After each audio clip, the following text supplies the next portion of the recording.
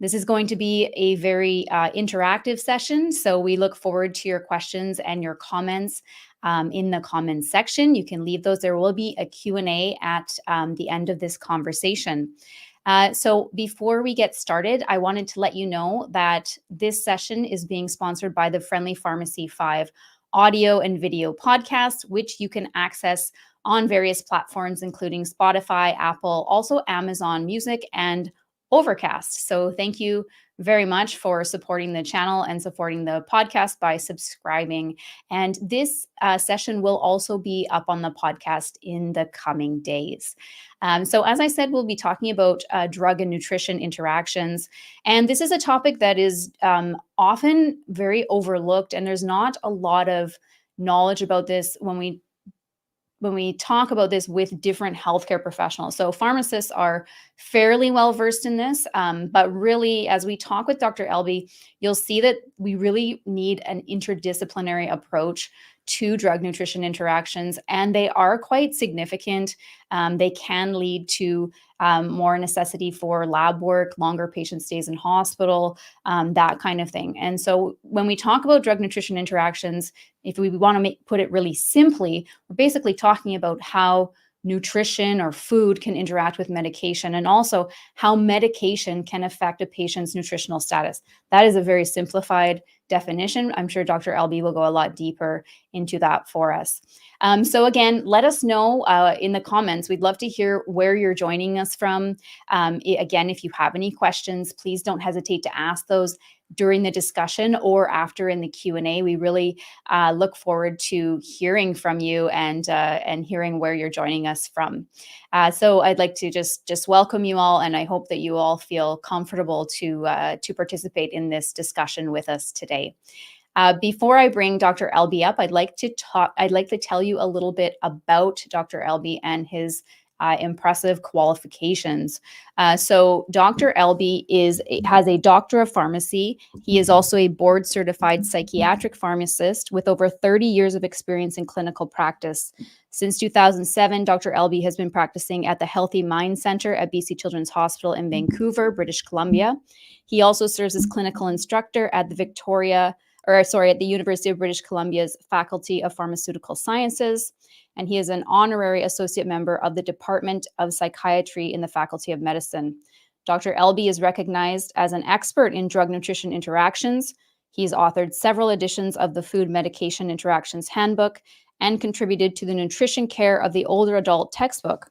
He's an accomplished international speaker on topics including child and adolescent psychopharmacology, and has presented at numerous national and international conferences. We're excited to have him on the show today to share his expertise. Dr. Elbe, thank you so much for joining us today. It's a pleasure to have you here. Thank you, Lindsay. Thank you very much for having me join and be part of the Friendly Pharmacy 5 podcast. I'm excited. Yeah, I'm excited too. And what you might not know is Dr. Elbe actually started his own YouTube channel back in 2008, and we're going to give you the link to one of his videos, but you should just check out the whole channel because he's got some really interesting content there, and also with a nice dose of humor, which I think is often lacking. So you'll learn a lot if you go over to that channel. I know he hasn't done too much. You haven't done too much on there recently. Yeah, certainly we were really active around 2008 to 2010 and haven't pursued it since. So it's a time capsule, if you will. Yes, but I would say you were ahead of the curve, right? So some of us just kind of caught on in the last couple of years, right? But it's awesome that you have done that work. Dr. Elbe, just to get to know you a little bit, can you tell us about what you're doing at BC Children's and what your day-to-day looks like currently?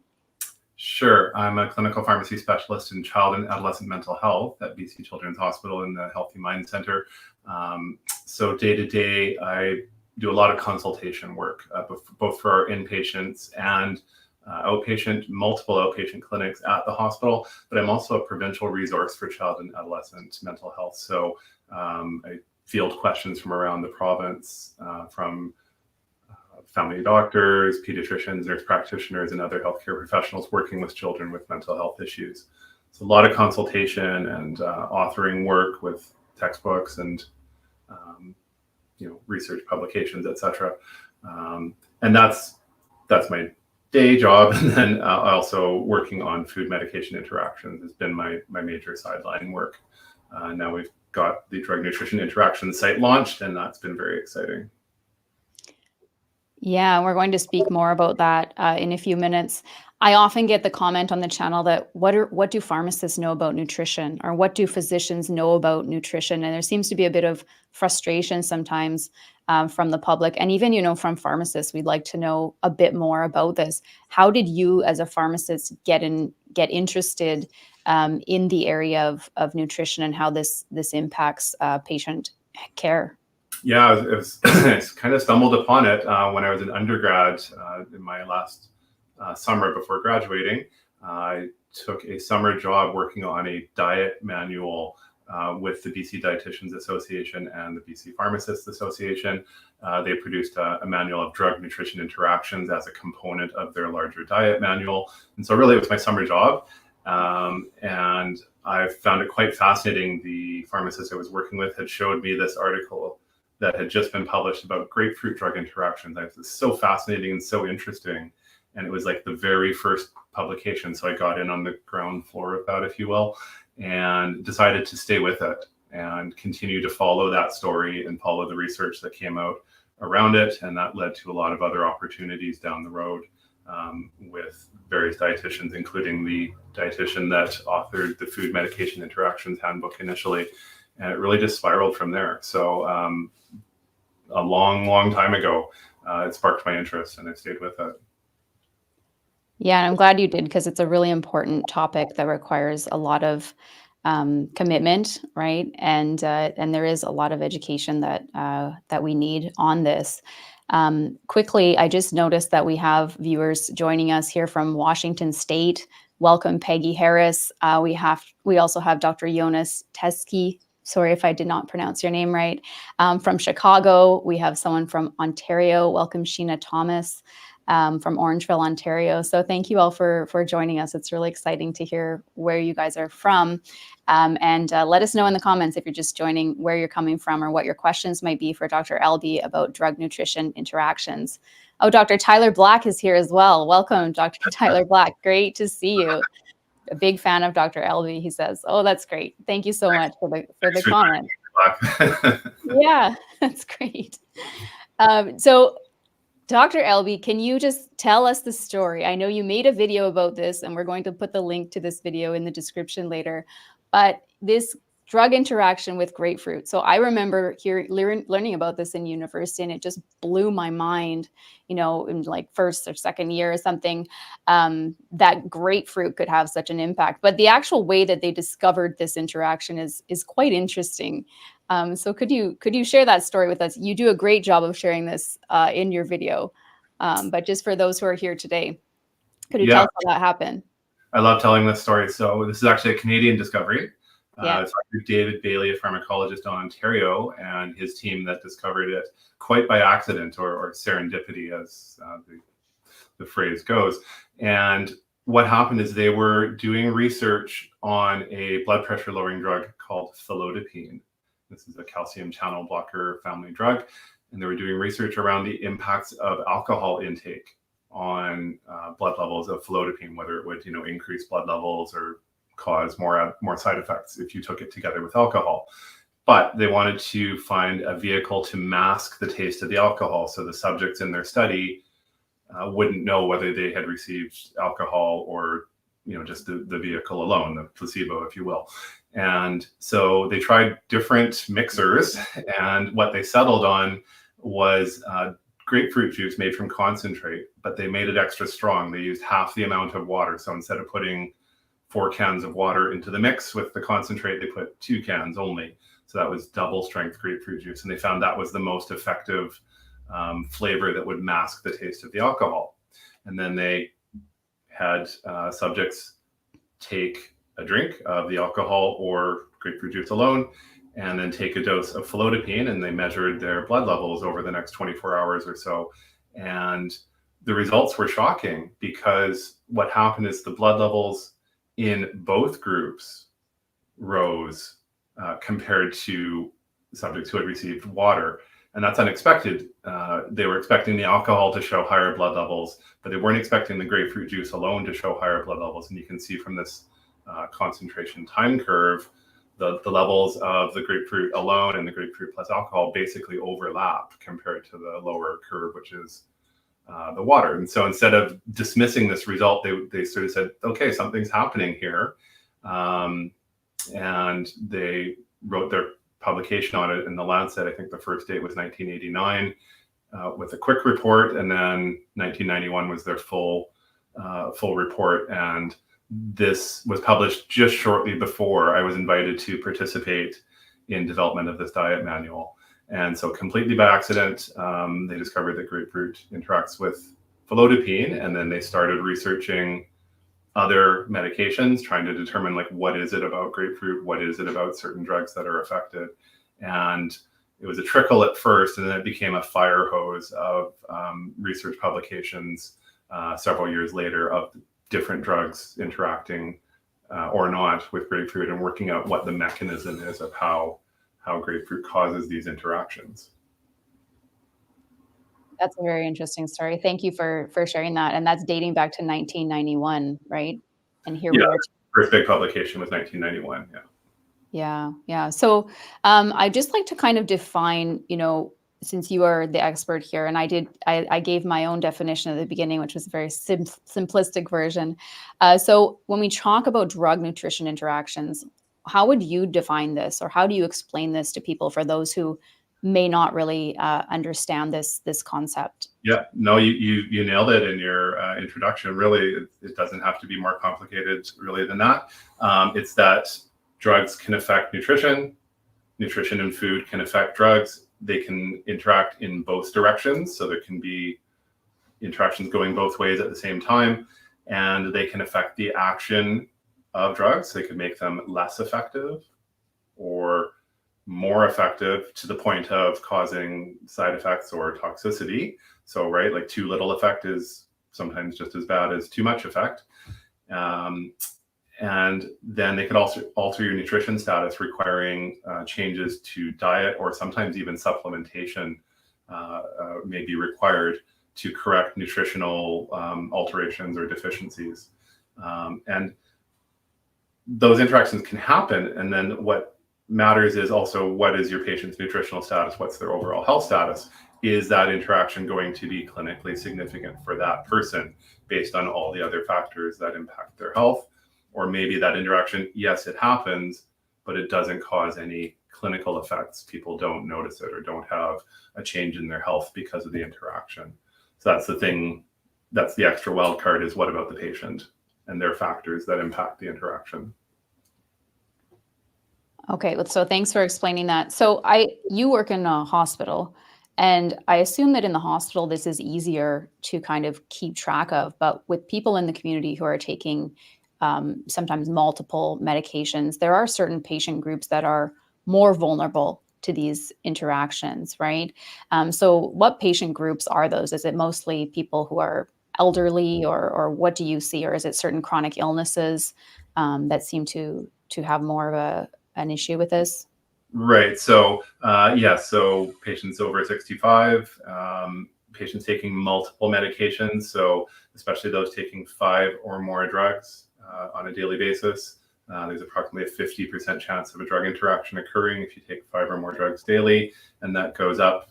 The figure quoted is about 12% for each extra medication that's added to that list. So Wow. if you're at 10 drugs, like, you're almost near certainly having a drug interaction. Does it clinically matter? That's a different story. But the likelihood of an interaction occurring is there. If somebody has a nutritional deficiency to start with, that can lead to a greater risk. So some nutritional deficiencies lead to, for example, reduced protein or albumin, and that can affect drug distribution significantly.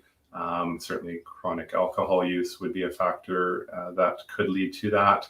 And then, just your overall nutritional intake. If you have a deficiency already of a nutrient that is affected by a drug, well, the chances that's going to become clinically significant are greater. So those are those patient factors, again, that determine is this interaction of clinical significance for this person? Mm-hmm. And what are some examples? Could you give us some just kind of tangible examples of how food can influence medication? I know that there's some that are more common than others. But for the people listening, could you give us some maybe more common examples of how this happens? Sure. So, I mean, the old classic was back in the era of the monoamine oxidase inhibitors, or the MEO Yes. inhibitors. And these were the first sort of antidepressant agents we had. So the classic drug nutrition interaction was colloquially known as the cheese effect. And so Yes. certain aged cheeses, foods like sauerkraut, anything yeast extracts like Marmite and Vegemite, and anything sort of spoiled or chance of fermentation happening could lead to increased levels of tyrosine content. Tyramine, pardon me. And tyramine by itself is not active, but what it does is it causes release of neurotransmitters like norepinephrine and serotonin, and could lead to elevation in blood pressure that normally would be broken down by monoamine oxidase, this enzyme. But when you inhibit them with these medications, suddenly that mechanism, that compensation is gone, and it could lead to we call hypertensive crisis, or people even having a stroke due to this massive increase in blood pressure that would occur. So there's controversy around this, like how articles have been published about how real is this, how clinically significant is this. But certainly that was the old classic. That's just one example of things in food. Of course, the grapefruit interactions, different nutrients that are high, or different foods that are high in certain nutrients. So even as mundane as diuretics and people eating bananas and orange juice, that can replace potassium if you're low. But if you have an excessive amount of potassium, sometimes you don't want a lot of those foods with certain medications that increase potassium. And so all those things you have to balance out if it becomes a clinically significant issue. Just a few of the examples. I mean, there's over 1,000 drugs in our database, probably over 2,000 drugs on the market. There's so many potential examples. But it's not just food, right? It's overall nutritional status that can impact it as well. It's drugs impacting nutrition. So there's a lot of bidirectional changes that you have to be aware of. Yeah, and supplements as well. I mean, this is kind of like opening Pandora's box, right? But supplements, I think they're just so readily available, and people often don't think that this can also play into, absorption of the medication, or also, an interaction with medication. I think of like St. John's wort, for example, right? So would you agree that supplements also play into this? Definitely, we include supplements in our website for that reason, and it is a large topic, and it can seem like there's so many different products on the market, and they can have more than one natural product in that product you buy. It can be a whole mix of different supplements included in that, so it can be a real challenge to figure out. I've had physicians where I work bring me a bag with like 10 supplements in it and say, figure out which one of these is causing an adverse reaction for my patient. And so it's a real challenge. But yeah, definitely they can lead to it. St. John's wort is probably the most common example cited. I see a lot of youth in my practice on 5-HTP or 5-hydroxytryptamine as a supplement as well, which is serotonergic and can interact with drugs that affect serotonin. That's another common example we see. Mm-hmm, mm-hmm. And you mentioned briefly about nutritional deficiencies, and it really matters. The nutritional status of the patient is something that definitely needs to be looked at, although I don't know if it always is. But micronutrient deficiencies sometimes can play a role, and I also know that drugs sometimes can cause a micronutrient deficiency.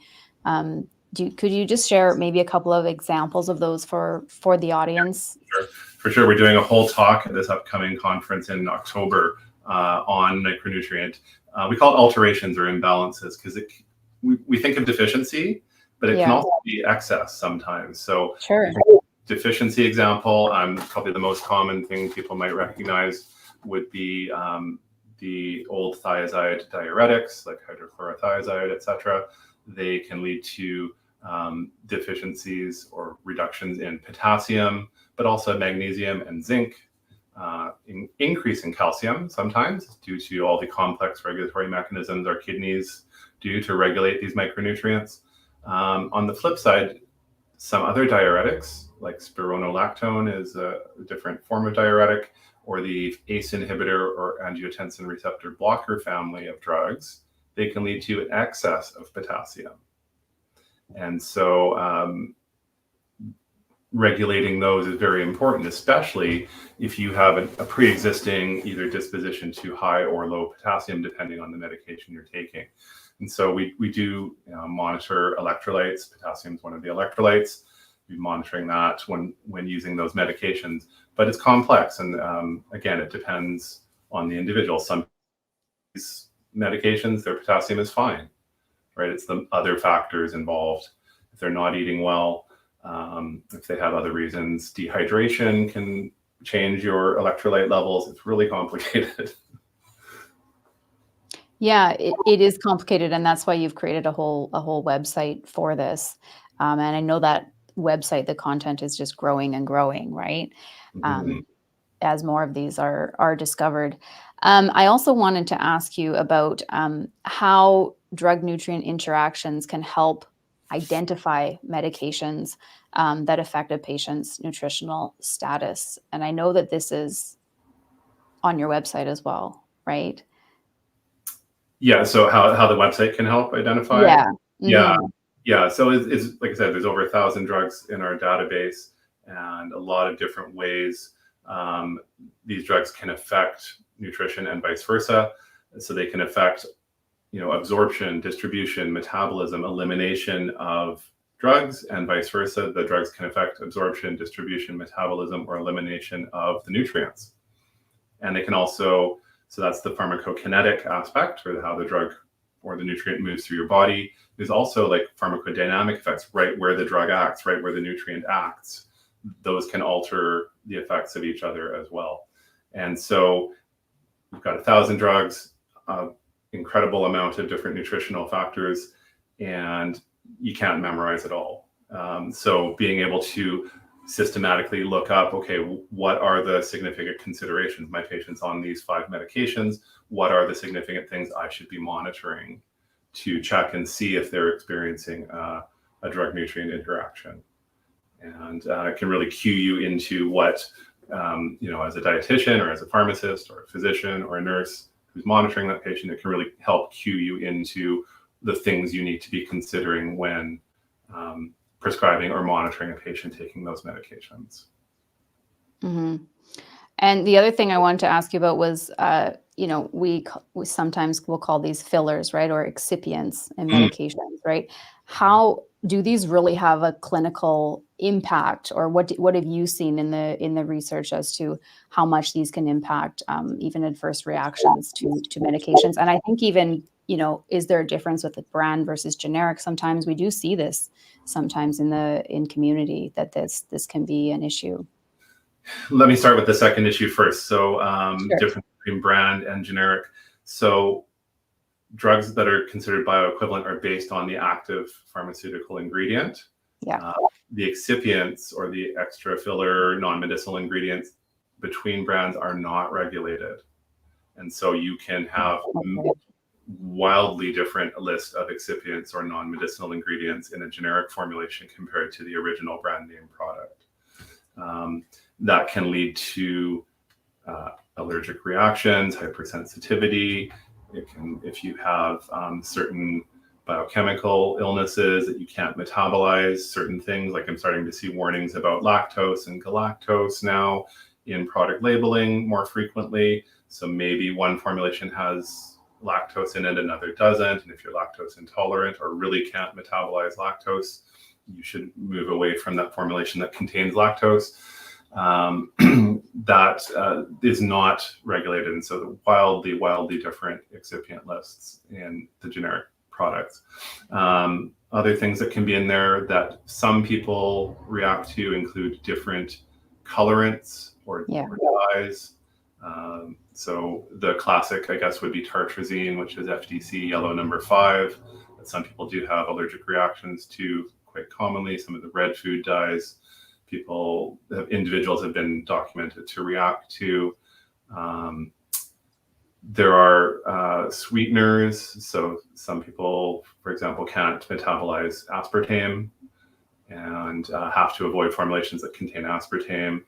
Other formulations have sugar alcohols like xylitol in them that people don't react well to. It's probably like 200 or 300 different excipients we have in our list of things to add that have potential nutritional impact. The list goes on. There's many more, but those are some good examples. Yeah. And so in your practice, how have you seen that these interactions can sometimes even lengthen hospital stays or interfere with treatment? Are you called upon often to kind of investigate these things? In child psychiatry, it doesn't come up as much, I'd say, probably as older adults on multiple medications with nutritional deficiencies.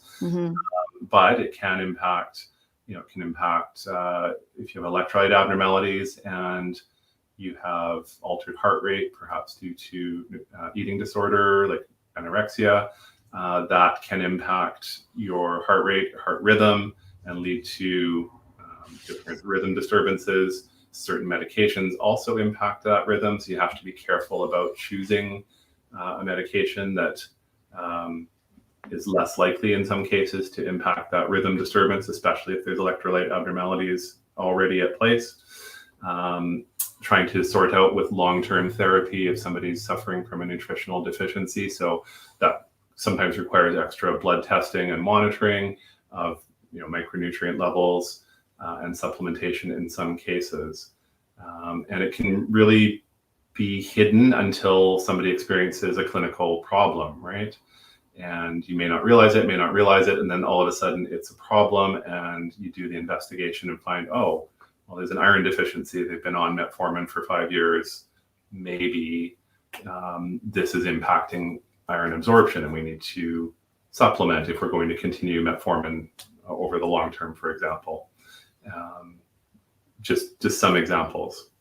No, that's really good, and that's why you've developed this website. And obviously, I guess did you develop this just because you started to see more and more, and you thought, how can anyone possibly ever remember all of this? Well, certainly the old food medication interactions handbook that I worked on. This is it here. Oh yes. Yeah, that's the one I worked on for a number of years with the dietitian. Unfortunately, she passed away in 2011, and they discontinued producing the handbook in 2018. I did a couple of editions before the publisher decided to no longer produce it. And so there was a void, and dietitians were contacting me constantly, like, how do I get the next edition and when's it coming out? And I wanted to continue that content being available, and decided to develop my own resource and a web-based resource, something that we can update as updates come out instead of waiting 2 to 4 years between each print edition. Yeah. So I wanted to stick with it and provide a resource that people could still use to find out this information. And it is a great resource, and you have a blog on there as well for people that want to read a little bit more about the different interactions that are out there. But it's a searchable resource. Dean, do you want to share it with everyone and show your website? Sure. Let's take a look at. Just pull it up here.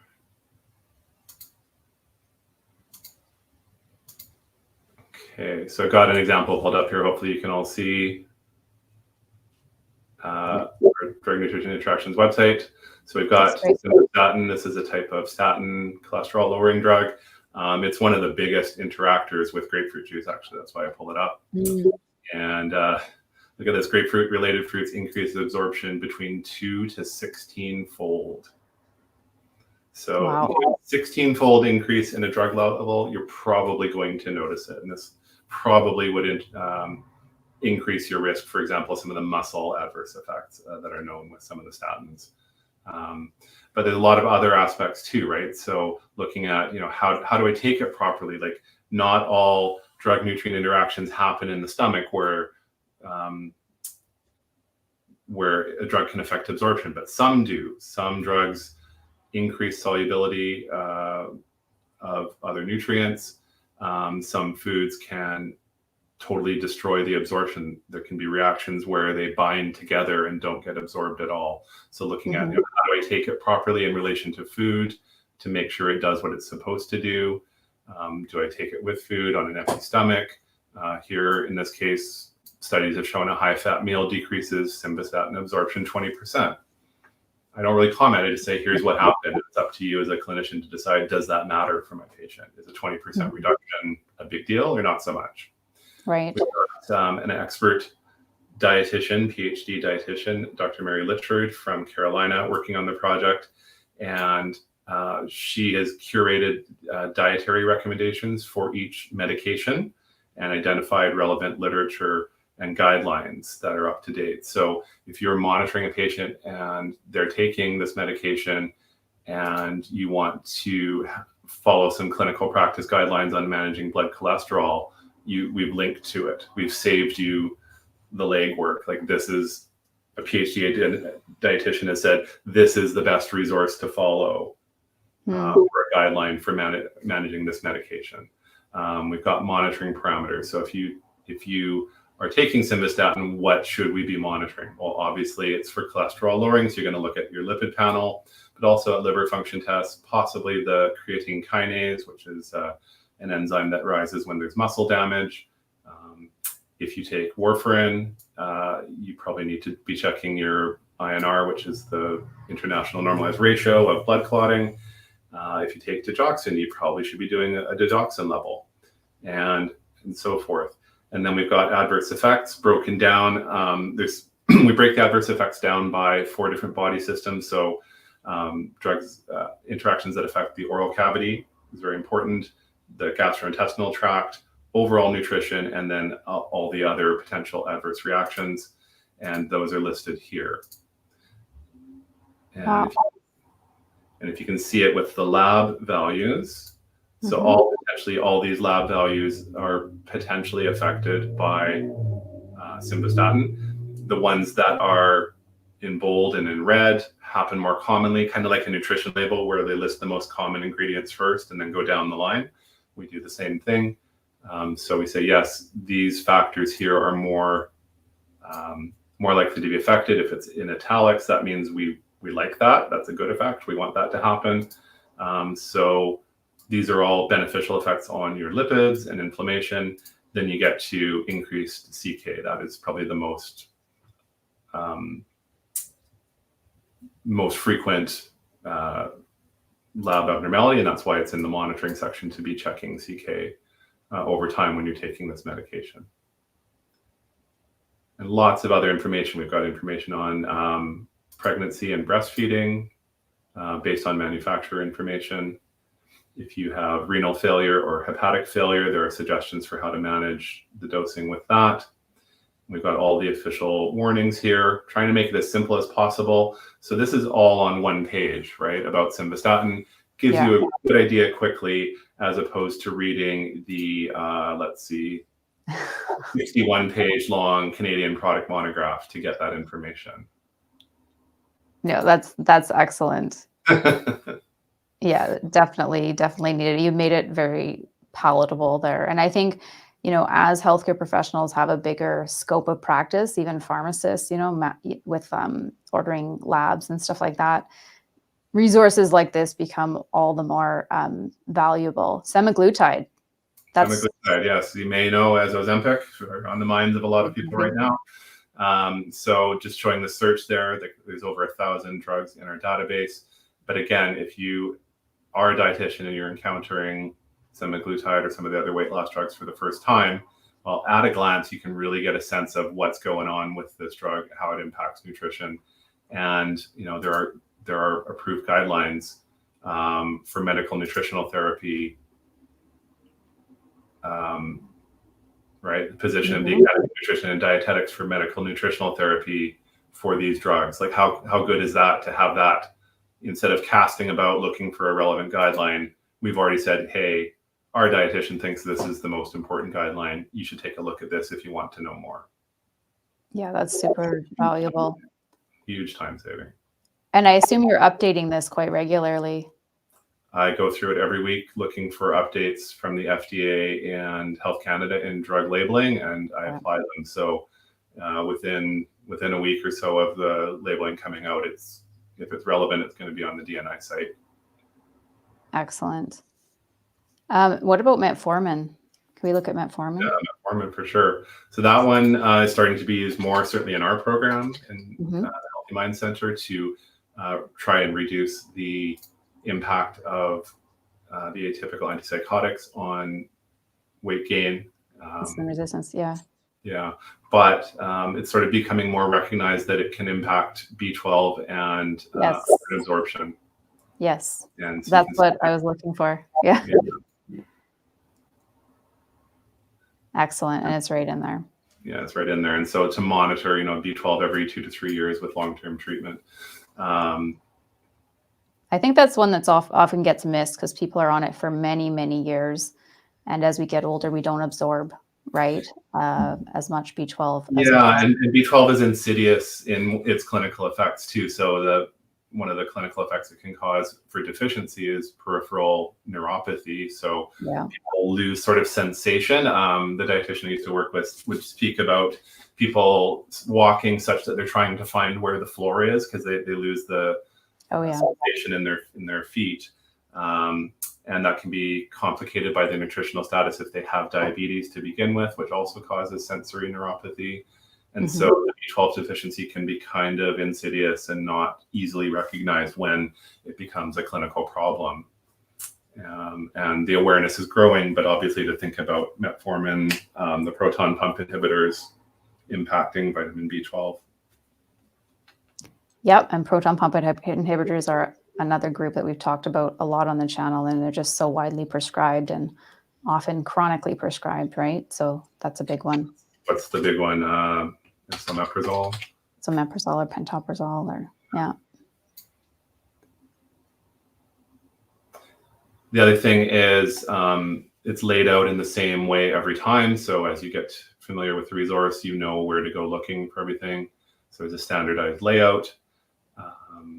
And it's also importantly, all the recommendations were written by myself and then checked by editors. So it's kind of one voice, like it reads the same way. It's not a hodgepodge of different editors with different phrasing. I tried to really standardize the language so things appear the same way in each entry. It's excellent. It's very easy to use. You also have a special offer for those who are watching this session, because this is a subscription-based resource that you have created. And so for those who are interested, you can go to, where are we here? drugnutritioninteractions.com. Is that right, Dean? That's correct, yeah. Yeah. And for those who are viewing this session, you can get a $10 off.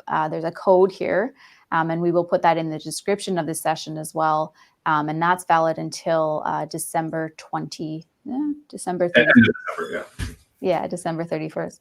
So that's great. There is some information there that's also available. I think your blog is not subscription, or is there some information up there that is just available for those? Yeah, the news blog that I update. I'll go back and share again for a second, just to show that.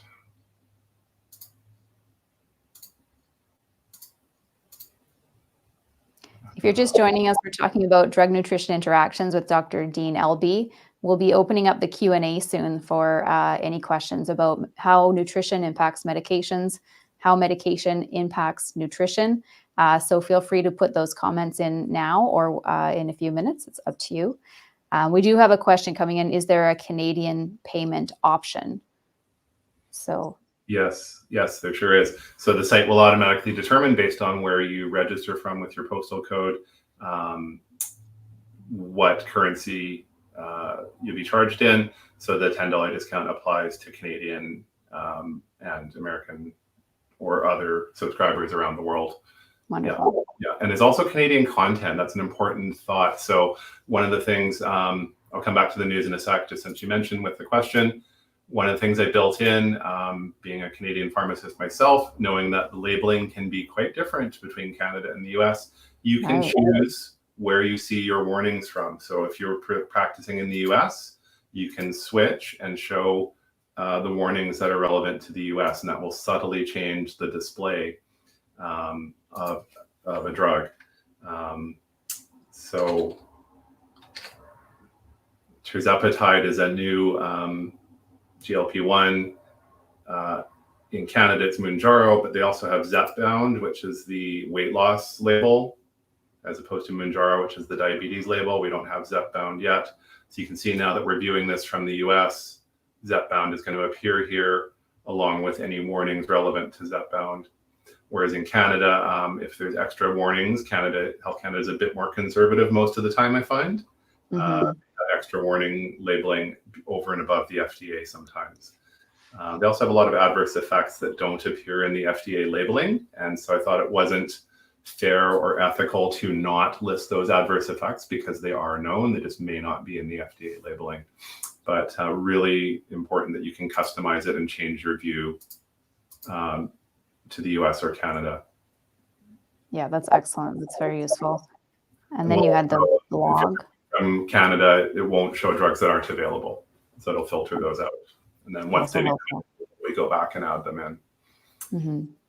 You mentioned the news blog. So I just try to post articles that are, I think, relevant to the field of drug nutrition interactions. I found this one quite fascinating to say that it's important, after, if your patient has rapid weight loss with some of the new GLP-1 medications, you might have to look at dosing and levels of other medications, because if you lose 20% of your body weight, you could have increases in blood levels of those drugs. And if they're one of the more sensitive neurotherapeutic index drugs, you may have to alter them. They cited one case of an individual who lost 30% of his body weight.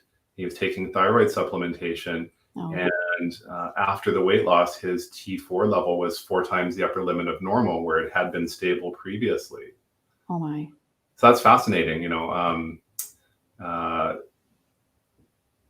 yeah, and just other, other news stories that I think are relevant. So there's some genetic testing now that may predict how GLP-1s work better for some people versus others, and so on. And so the news blog is available even without the subscription. We also have different calculators.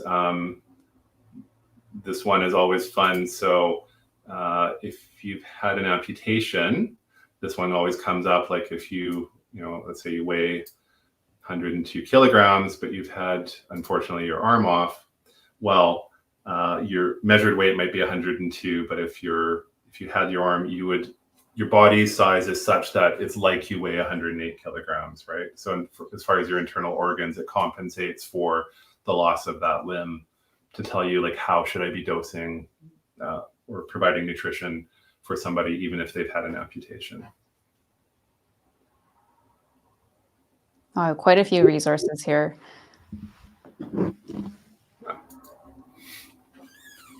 That's excellent. We do have some questions coming in, Dean. Are you open to a few questions? Absolutely.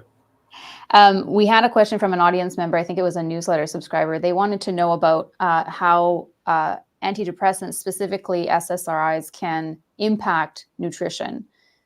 So what can you share with us about that? Is fluoxetine on there, or what? Yeah, for sure. Let's take a look at it. There, like I said, there is 1,000 or more drugs, so I don't have them all memorized. I certainly do work with a lot of SSRIs, but let's take a look at what the DNI site says. Absolutely. So fluoxetine is still the #1 antidepressant used in our Healthy Mind Center program. So here we are. So if we look,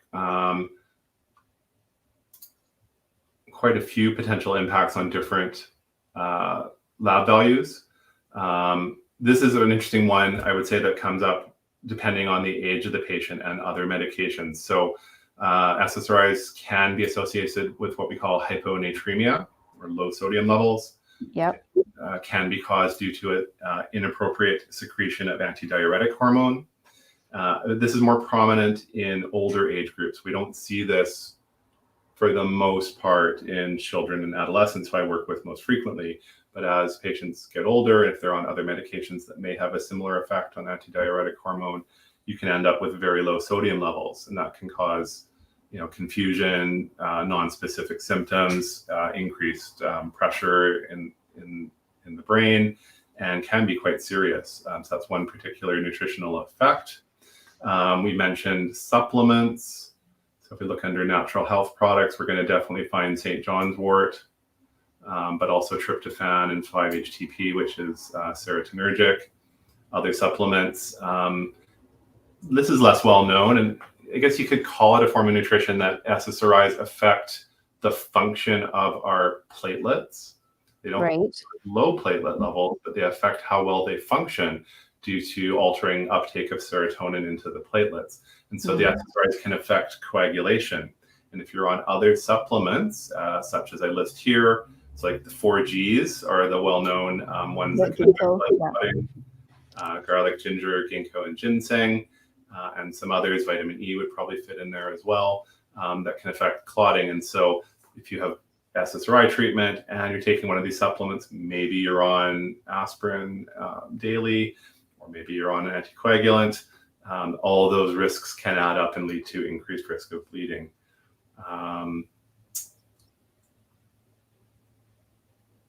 And then there's another issue.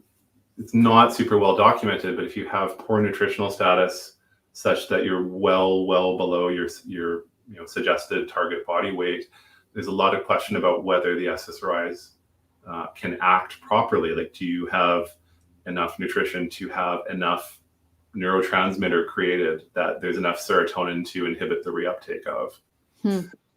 So all these questions come up around the nutritional impact of the SSRI family, which is still the most popularly used class of antidepressants. So interesting. There's so many questions that are coming to my mind. I'm thinking about, older patients who their nutritional status is, can be compromised. They can be quite, I think protein intake in older patients generally is quite low. What other issues do you see in people, say, over the age of 65? Obviously, we've talked about polypharmacy, so multiple medications and those interactions, but diet and, the elderly. So for sure, one that's going to come up is, as you mentioned, the protein intake. So low intake and poor nutrition can lead to albumin deficiency. Yeah. Happens. I pull up warfarin here because it's one of the most impacted by that. This is an older but still used anticoagulant. The newer direct factor 10A inhibitors are becoming more popular now because you don't have to do blood testing all the time to monitor them. But there's still a lot of people on warfarin, and it's highly protein bound. So it's over 99% of the warfarin in your body is floating around in your bloodstream bound to albumin. And if you have an albumin deficiency in albumin to begin with, you run out of binding sites for warfarin to attach to. Right. And so then it actually becomes unbound and it's free. And only drugs that are unbound can actually go to the site and cause, their intended action. So if it's bound to albumin, it's just floating around, you can't eliminate it, can't actually affect your blood clotting, it's just floating around. So most of the time, most of the warfarin, if you take it, is bound to albumin, only a little bit's free, and that causes the action. But now if you're albumin deficient, let's say that factor goes from 99% even to 98% protein bound. Doesn't sound like much, but the unbound part just went from 1 to 2%. Right. Also doesn't sound like much, but it's 100% relative increase. Wow. If you have low albumin, and if you have other drugs that compete for those binding sites on albumin as well, they can lead to displacement of warfarin and lead to a large increase in warfarin effect. which ultimately is going to cause an increase in your INR, and that will likely lead to an increased risk of bleeding. That's why it's so important to, consult with your pharmacist in this case, or even your dietitian whenever you are, making any changes or on any new medications or anything like that. I even think about in January, a lot of people are going to want to try a new diet and totally change their diet and continue taking the same medications, and then also maybe lose some weight, right? So Definitely every year, yes. yeah, this can just cause so many issues when it comes to medications. One good example of that we see is with the mood stabilizer lithium. And you'll see people that suddenly they may get the advice from a cardiologist to follow a low sodium diet, or just decide that they want to cut down sodium. Maybe they're having some blood pressure issues. But lithium is actually very sensitive to sodium intake. And lithium gets handled in the kidney the same way sodium does. And so if you drastically reduce your sodium intake, your body will tend to hold on to sodium. But unfortunately, it will also then tend to hold on to lithium. And suddenly your lithium level can rise. And lithium is what we call a narrow therapeutic index drug. I see it right here. And it means there's not a lot of wiggle room between a level that doesn't work as a mood stabilizer and the upper level where you start to get toxicity occurring. You don't have a lot of wiggle room. That's why we test lithium blood levels, but you can have that lithium blood level rise quite significantly into the range where you're getting some fairly serious side effects just by altering your diet in terms of sodium intake. Is one in particular example of changing diet that impacts drug action. Yeah, along the same lines, we have a question that came in saying, I just lost 20% of my body weight. What kinds of drugs are sensitive to that? So I know Dean has like this resource has thousands of medications on it, but what classes maybe? I don't know if we could narrow this down to classes. I think this news story in particular, right? This person lost 30% of their body weight taking one of the new GLP-1 anti-obesity medications. And it's the narrow therapeutic index drugs, though, like lithium, where there's not a lot of wiggle room. Mm-hmm. Some of the anticonvulsant, anti-seizure drugs like phenytoin. We talked about warfarin a little bit. Digoxin, theophylline's used for treatment of respiratory asthma and respiratory illness. Some of the transplant medications like tacrolimus, cyclosporin, and then other anticonvulsants like valproic acid or carbamazepine. All of these have, very sensitive, and you have to get the level just right in order for it to do what it needs to do.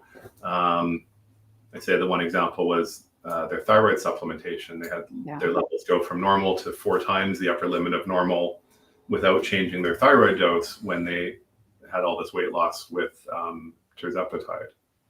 So those are the kind of medications that are very sensitive to changes in level due to nutrition changes.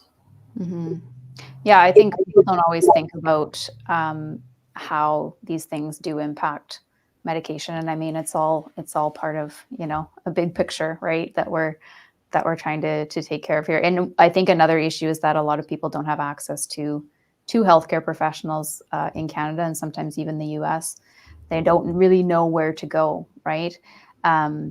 So, dietitians, I think, are an excellent resource, and, they can access something like what you've developed here to really do an assessment of what's going on and maybe what to look out for in the future, right? If you're making changes or you mentioned an important trend there that more and more medications are going to over-the-counter status because people don't have access to primary care providers all the time.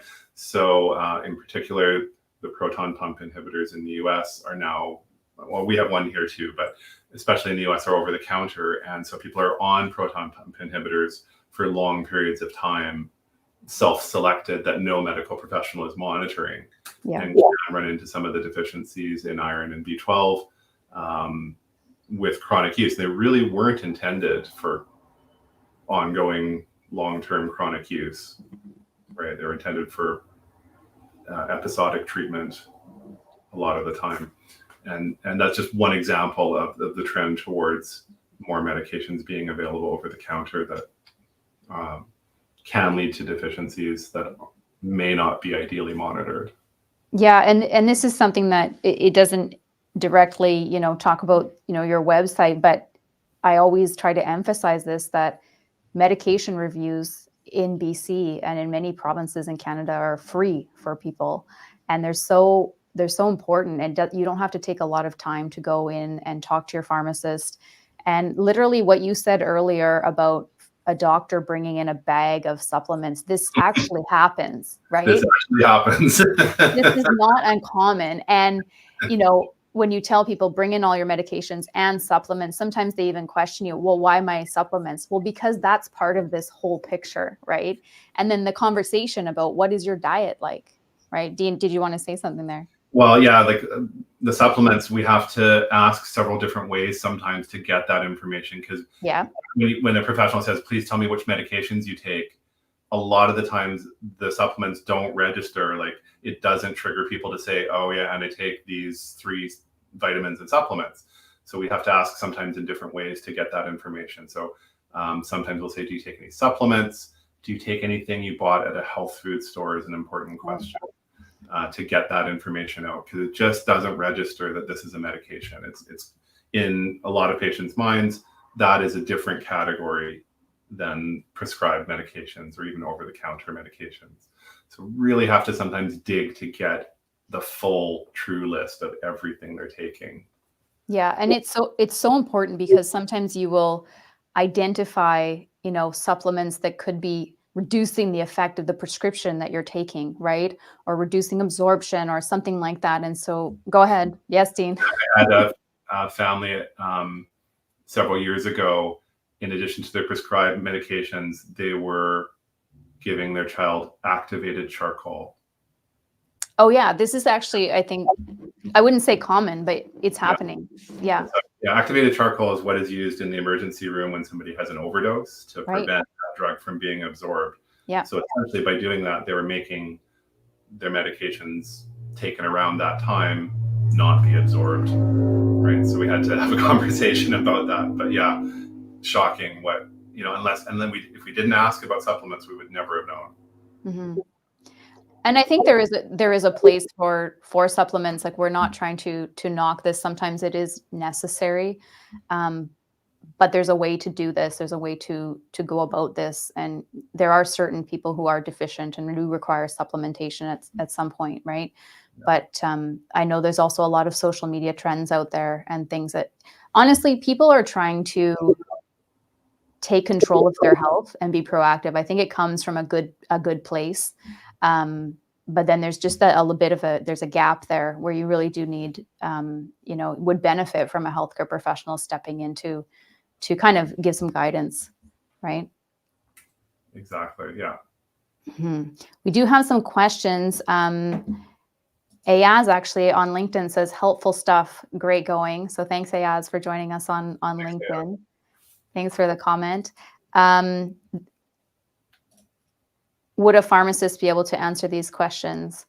Yeah, a pharmacist would be able to answer these questions for you, and would probably even be able to sit down with you and assess, your particular circumstance. Because on a session like this, we can't go deep into anyone's personal medical history or make any recommendations, right? But it would be good to talk to a pharmacist or dietitian,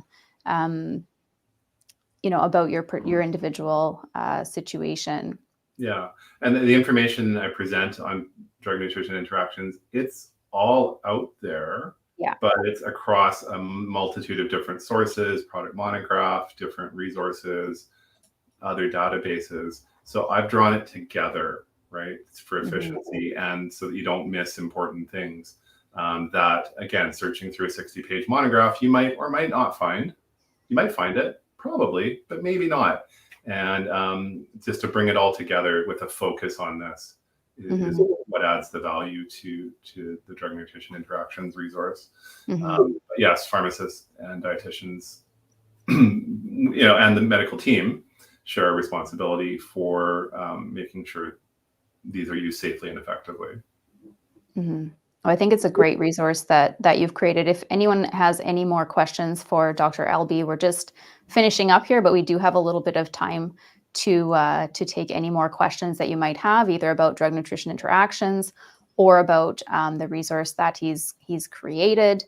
Dr. Elbe, is there anything that I didn't ask you that you would like to discuss, or anything you think would be important to mention? I think we've covered a good range. Let's see. I'll just go back to the website for a second here. Some of the tables we include in the site look at different food composition and nutrient sources. So if you've had advice to increase your potassium intake, some of the resources we provide of different foods that provide different levels of potassium. Likewise for magnesium and vitamin K. Vitamin K sources really impact warfarin. Yeah. You want that consistent intake of vitamin K. We've got different food composition levels. So in particular for patients that are tube fed, osmolality is an important consideration for the absorption of medication. So we've got a table on that included there. Got a couple of tables with the insulin products, all their different profiles. Interestingly, Canada has just launched once weekly insulin, this insulin Icodec weekly, and we're the first country in the world to have that product. Oh, wow. I didn't know that. Getting used to using that. Interactive tables on alcohol and grapefruit, and you can sort of select by, okay, which medication should I avoid alcohol with? And a list of medications that have particular warnings with alcohol are listed here. And then if you want to see what's the problem? Glyburide plus alcohol increases your risk of hypoglycemia. So not just that it's a problem, but we try to say here's why. Mm-hmm. Mm-hmm. Yeah. That's excellent. Yeah, there's a lot of interactions with alcohol, and I think that's often overlooked. And there's a similar table for grapefruit, and here's the ones that have big warnings. Like manufacturers actually say, you know what, don't take that with grapefruit. So here's one. This is a combo drug that's used for cystic fibrosis. Yep. It's theoretical, hasn't been studied, but the manufacturer recommends avoidance with it. And you know what? When the price of this drug is at $300,000 a year, I believe is correct. So maybe let's not take grapefruit and chance that drug doesn't work as designed with that price tag.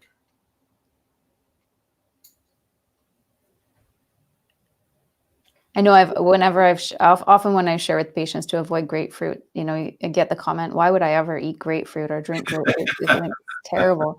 I enjoy it actually from time to time. But it's a big problem in the southern states, especially, right? Where like Florida, they're growing the trees there in people's yards, and every late summer, they fall off the trees, they're on the ground. I gotta eat them up, right? So and people run into trouble sometimes with their medications. Oh, that's very interesting. Maybe the grapefruit tastes better down there too when it's fully ripe and not being imported. I don't know. Well, that's an interesting point about grapefruit. So there's related fruits. Yeah, I was going to ask you about that. It's not just grapefruit.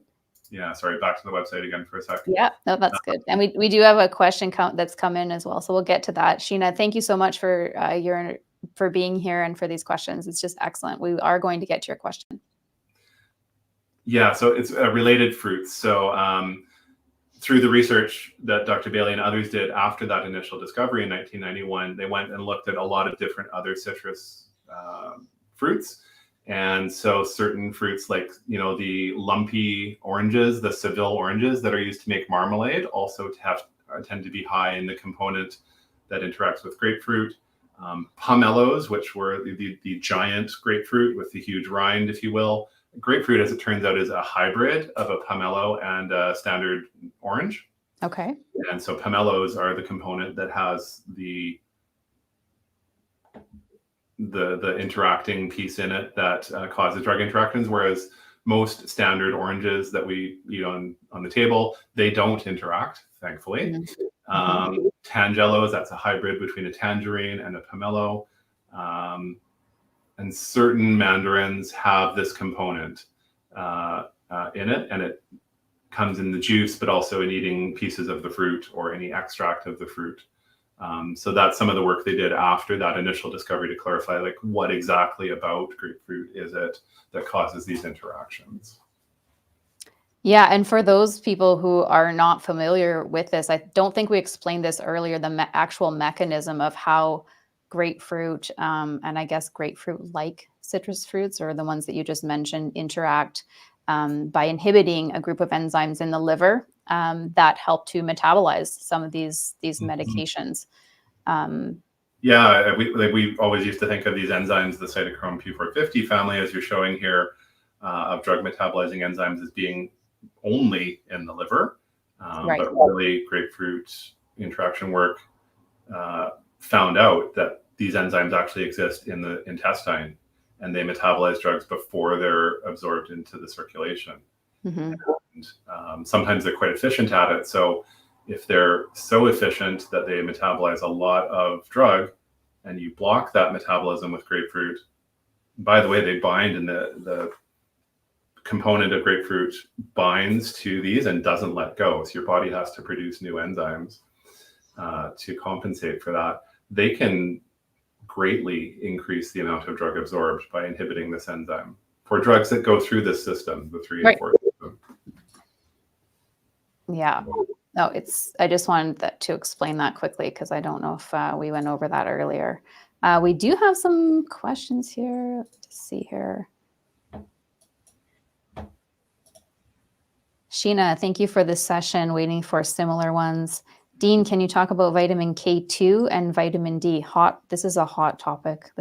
There's been a lot of interest in K2 recently. I just did a talk about this, actually. Oh, she's asking specifically about a drug interaction between K2 and anticoagulants.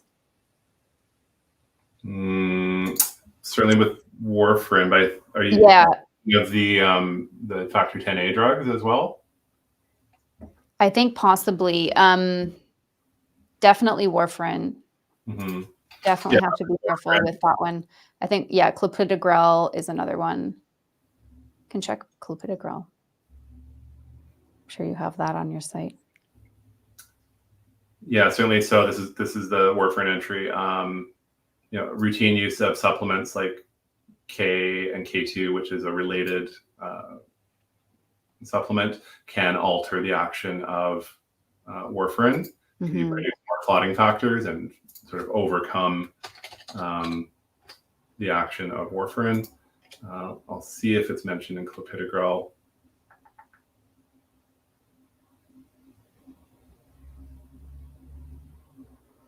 No, we don't mention vitamin K in clopidogrel. So that's interesting. More research to do. No, that's a great question. Thank you, Sheena, for that. So again, there is a discount code for those who are watching this session. Dr. Elbe is giving you a discount code for a subscription to drugnutritioninteractions.com. There's the code to use there, and we will be adding it to the description of this session. So thank you for joining us, Dr. Elbe. Thank you for sharing your knowledge and just showing us this resource that you've created. I think it's something that's very useful for a lot of different healthcare professionals. And I know you've seen some good uptake with it. It's nice to know that you're updating it weekly, although I don't know how you manage to do that and your full-time job. But really just an essential resource. Is there anything that you would like to add before we close the session? Yeah, just to thank you for having me on. It's been great pleasure working with you and talking with you today about this. And yeah, this is a valuable resource. We really targeted dietitians as the group that would be most likely to use this site, but I think it's a valuable resource for pharmacists, for physicians, nurses working in the area of nutrition, any other, if you're interested in nutrition as a consumer. It is professional. The website's written and targeted for professionals, but if you're comfortable processing at that level of information and some of the technical speak that goes with it, you'll find it a very valuable resource as well. Mm-hmm. Yeah, and that just reminds me, one final question I had for you was for people, for members of the public that are watching this, that are all of a sudden, maybe concerned or wondering whether, well, maybe my medications are interacting with, my nutrition. We talked about speaking with your pharmacist, but what kind of advice would you give people when it comes to, now that you have all of this, knowledge about drug nutrition interactions, about what kind of advice would you give maybe for the public in this regard? Yeah, I think to go, if you are concerned, to go get a medication review is a good first step. Keep in mind the interactions are documented. Again, the extra piece is if you take this supplement and this, or this, eat this food and this medication, an interaction may occur. The extra piece in that is you are the most important piece, right? So if you have other illnesses, take other medications, your nutrition is compromised for some reason, that could be more of a risk. But you can take these medications with this food or this supplement and be just fine too, right? So the difference is you. And you working with a healthcare professional, they can help determine whether that interaction is clinically significant for you. Yeah. And so don't go and Google this, right? Because there's a lot of different factors, right? We need to look at that whole picture with you at the center. With you at the center, exactly, to determine does this clinically matter for your health? Yeah. Mm-hmm. Mm-hmm. Well, that's excellent. Well, thank you so much for joining us. Thank you to everyone who did join us today, or if you're catching us on the replay. All the links that we mentioned during this session will be in the description. And Dr. Elbe has he's done a lot of excellent work. This is just a small component of what he's done. Do check out his YouTube channel, because even though he says that it's old and outdated, the information is still valid and excellent. So we will link that as well. Thank you, Dr. Elbe. It's been a pleasure to discuss this with you today. Likewise. Thank you, Lindsay. It's been great. Take care. Stay healthy, everybody. Bye.